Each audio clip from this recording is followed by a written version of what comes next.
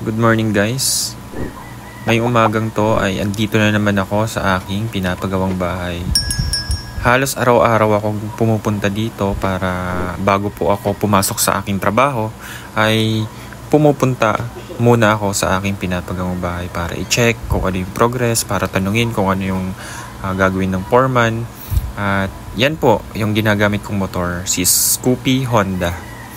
Ayan, bale mga 6:59 nagsisimula na sila kasi yung trabahador ko ay nag-request sa akin ng 7 to 4. Pag 4 uwian nila, 7 start nila lang work. Ayan. Ngayon, yung ako po yung may-ari at ako po yung nagpapagawa ng bahay. Sasabihin ko lang po sa inyo na wala po akong kinuhang contractor. Bale yung diskarte ko lang po ay kumuha lang po ako ng mga tauhan. Yung mga tauhan na yan, mga faithful yan sa akin, kahit walang nakabantay ay nagtatrabaho yan.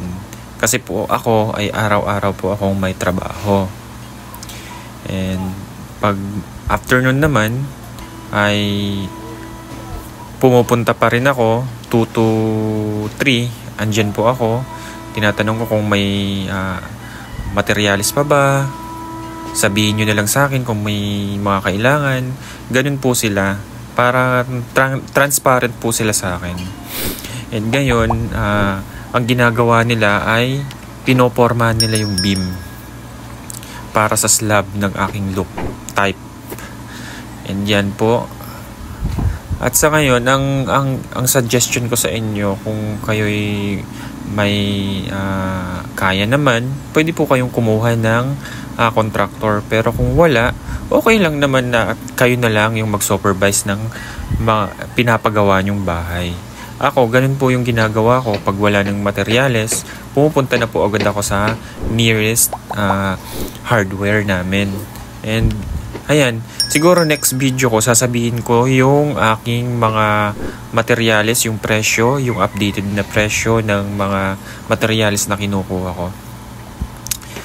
Ayan po. Siguro sa ngayon, mahal talaga yung materyales. Tulad ng pinulik na yan.